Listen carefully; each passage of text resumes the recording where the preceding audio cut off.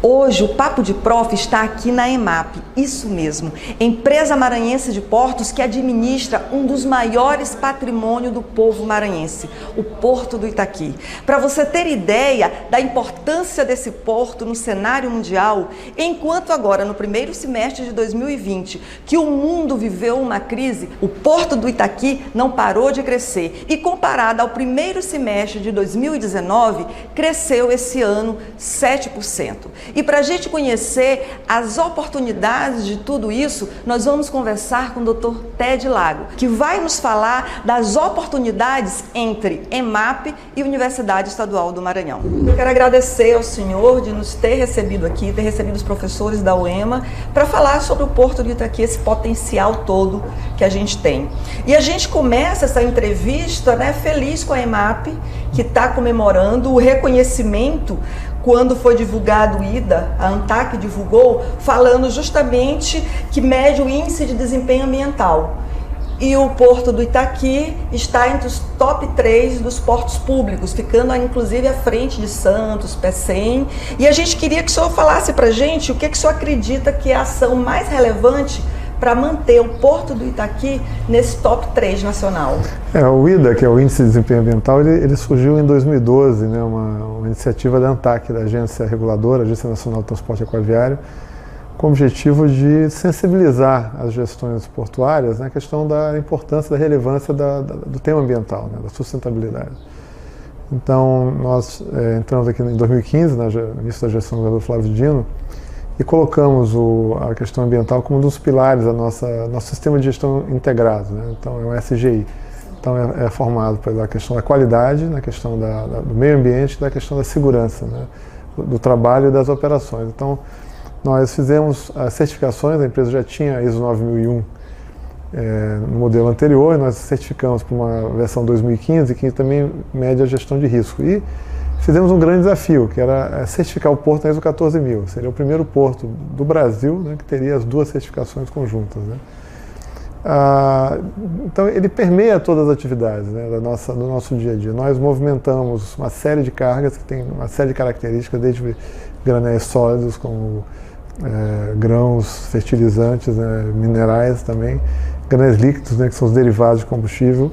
E o nosso meio de trabalho é o mar. Então, nós precisamos ter o nosso meio preservado e garantido isso para dar perpetuidade à nossa empresa. Então, existe uma série de normas nacionais e internacionais. Então, a questão do IDA, ela vai além dessas normas, ou seja, não basta apenas você estar licenciado ou respeitar as normas legais ambientais. Você tem que promover coisas muito adicionais, porque tem vários eixos. Tem os eixos, como eu falei, legais, regulatórios, tem a questão social e tem a questão também dos impactos no dia a dia da operação, desde a questão de resposta ambiental, do uso de energias alternativas. Então, nós fizemos ações desde, por exemplo, eliminar o uso de plásticos, copos plásticos aqui no dia a dia da empresa, também a trocar a nossa iluminação, principalmente na área operacional, de luz incandescente para luz de LED, que reduz consideravelmente o consumo de energia e dá mais iluminação,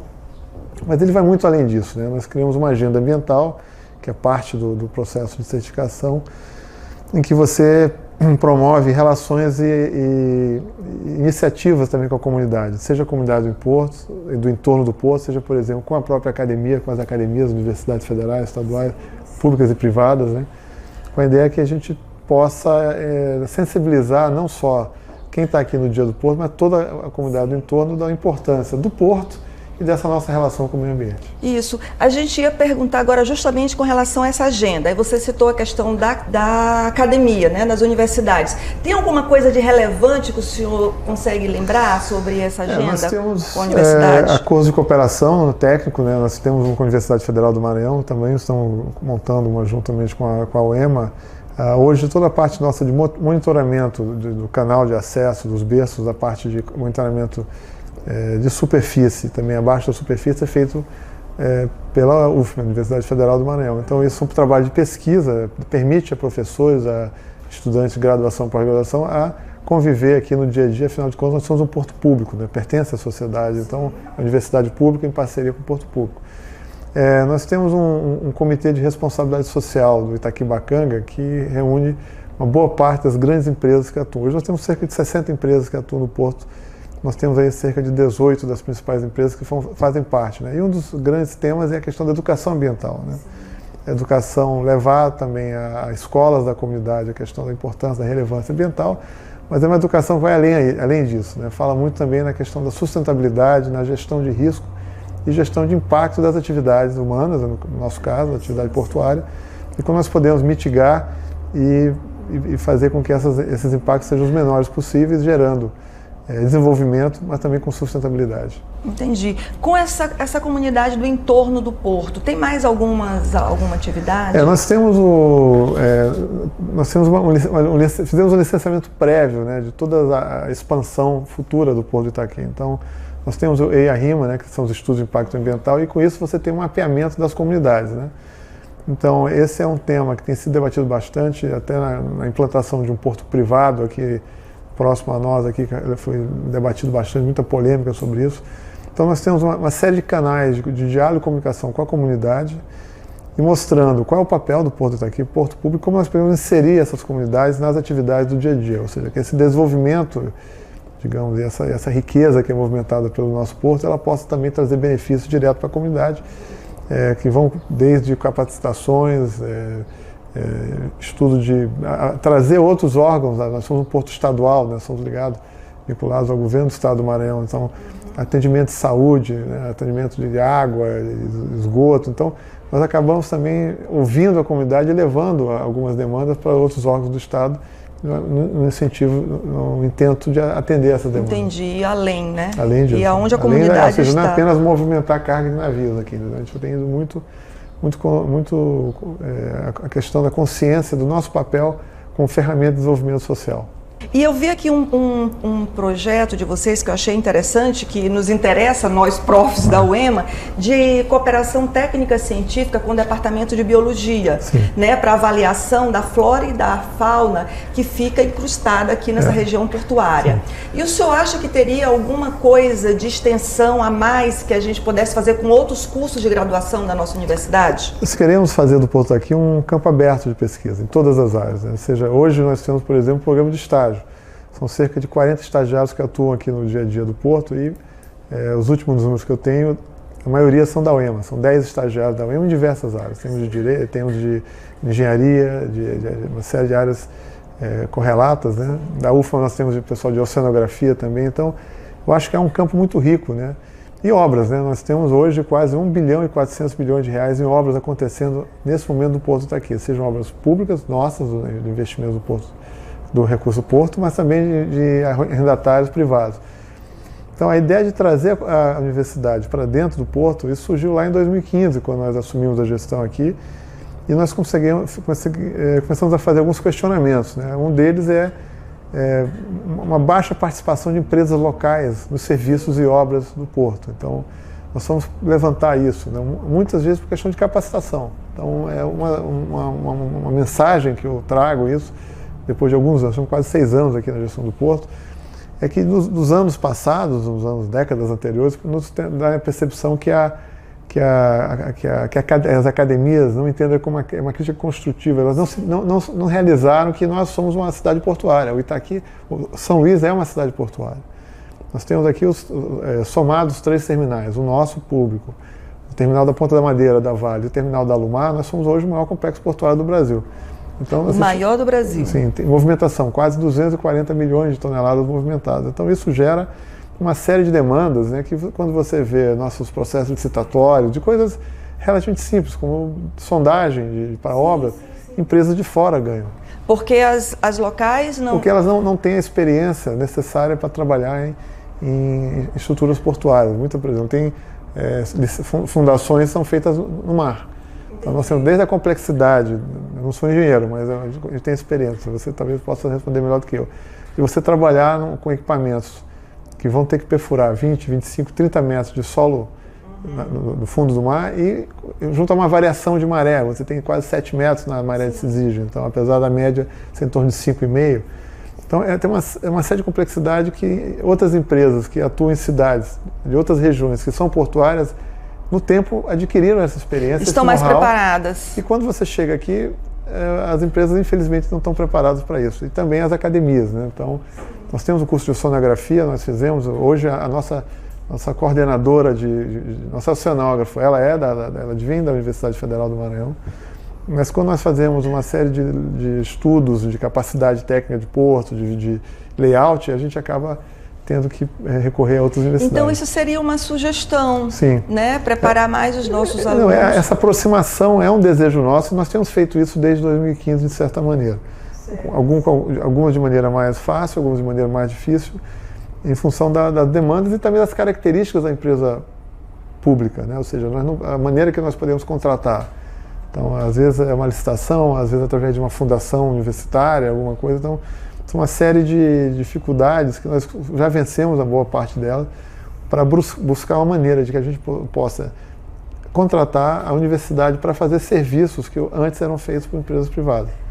Independente disso, doutor Ted, eu vejo também que existem os projetos de extensão, os projetos de pesquisas, né? Porque a partir do momento que o nosso aluno, ele entra num projeto de extensão, ele entra num projeto de pesquisa aqui na área, independente de todo esse processo licitatório, já vai gerar mão de obra que daqui a 5, 6 anos são engenheiros que estarão prontos para abrir uma empresa, para fazer uma perfuração, porque ele conviveu na área, ele conheceu, ele teve prática. Eu acho que todo mundo ganha. E o nosso plano de expansão, ele é contínuo. Nós temos aí, pelo menos nos próximos 10 anos, muitas obras, graças a Deus, aí, em função de uma série de aspectos estratégicos que o Porto do Itaqui tem. Você falou da questão com a UEMA, né? Nós temos aqui um trabalho interessante de monitoramento de espécies invasoras. Esse é um tema que foi muito falado, muito polêmico, da questão da água de lastro, né? Então, hoje é extremamente regulamentado por normas internacionais. A Marinha do Brasil é a autoridade marítima, ela tem a competência de fiscalizar a questão da água de lastro. Só para uma explicação, a água de lastro, os navios, eles têm quando eles se deslocam entre um porto e outro, eles precisam de gerar estabilidade. Então, geralmente, a carga gera essa estabilidade. Quando eles estão com pouca carga, ou estão sem carga, quando eles vão, por exemplo, vêm aqui para pegar uma carga, eles compensam essa diferença do peso com água de lastro. Com água de lastro. Com tanques especiais que o navio tem, ele sai do posto de origem, por exemplo, na China. Sim, ele completa essa água de lastro, ele afunda, né?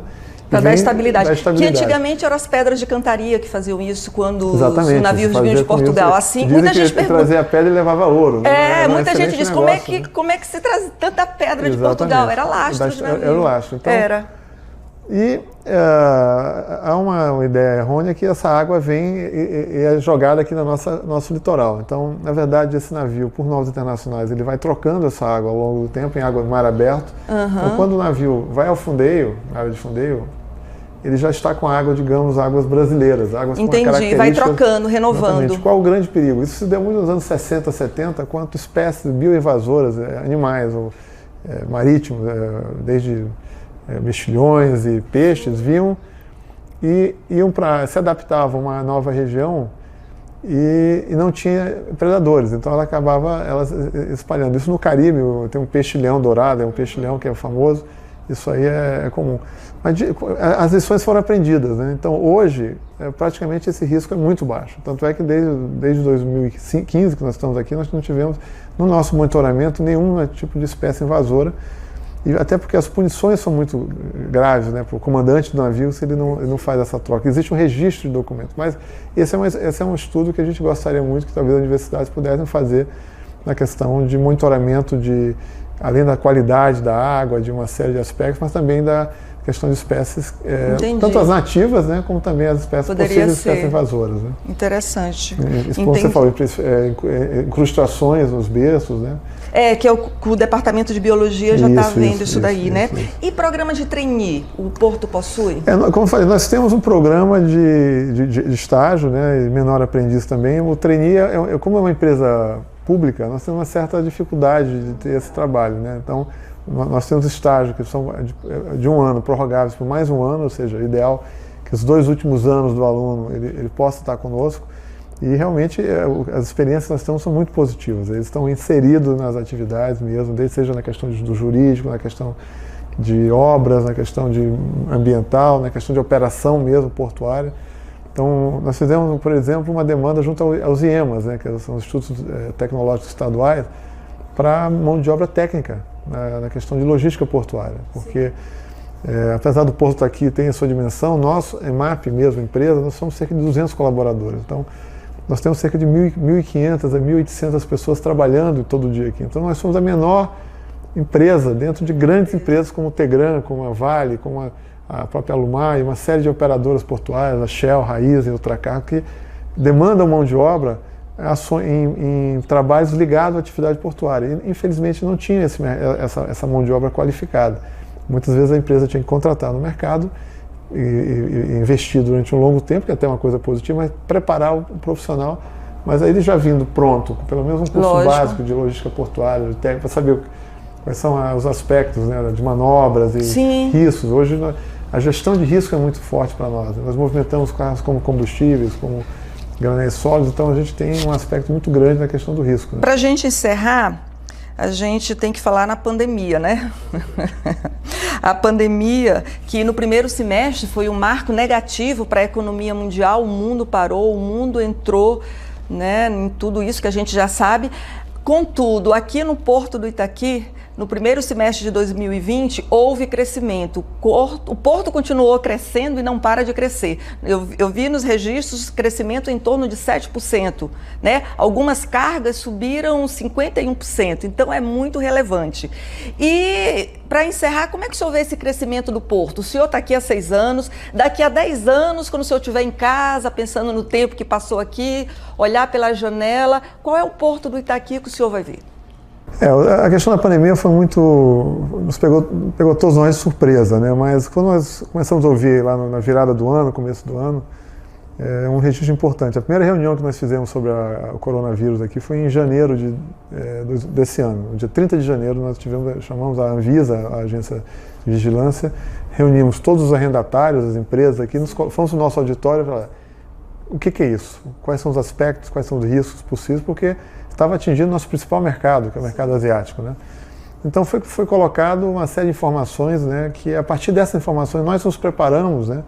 Lembrando que ela chegou ao Brasil em meados de fevereiro, né, e ao Maranhão em março. Nós já começamos a tomar ações porque nós sabíamos que o porto não poderia parar. E daqui a 10 anos, eu acho que os legados que nós estamos deixando aqui no porto, né, certamente não estarei aqui à frente da EMAP, mas é deixar o porto preparado para esse crescimento, para quem venha nos substituir, poder dar continuidade a esse trabalho que foi bem feito, tem sido bem feito sob a gestão e a percepção do governador Flávio Dino do papel importante do porto fundamental para o Maranhão e para a região, né? E como uma gestão técnica qualificada pode trazer esses benefícios de maneira geral e atrair mais negócios. Né? Sem sombra de dúvida. E agora, para a gente fechar, tem alguma mensagem, algo que o senhor pudesse dizer para os nossos professores que estão lá na UEMA? É um convite e uma provocação. O convite que se aproximem mais, venham conhecer o Porto. Eu acho que nós temos um programa de visitas que até antes da pandemia já movimentava quase 3 mil pessoas, né? Esse programa hoje está virtual, eu posso passar para você as informações, as pessoas podem ir no nosso site e nós temos como se fosse visitas virtuais, acompanhadas por equipes nossas de maneira remota, mas que você vê todas as operações, todos os aspectos operacionais. Interessante. Sem dúvida. E vamos criar parcerias, né? Vamos assinar esse convênio de cooperação e assim, deixar o Porto do Itaqui à completa disposição a todas as áreas, todos os cursos, né? Todos os departamentos que identifiquem, porque às vezes nós achamos que nós temos algumas demandas, mas talvez quem está de fora pode identificar oportunidades, porque um dos novos pilares também nossos é a inovação, né?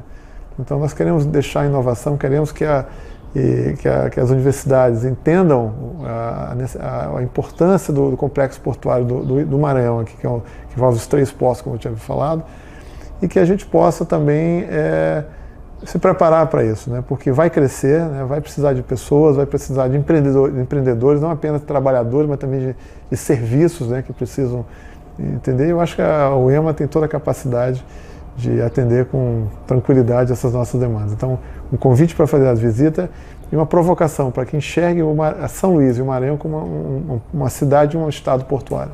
É isso. Obrigado por nos atender. Estamos abertos para outros temas que possam ser de interesse aqui da Tá bom, UEMA. muito obrigada. É um prazer.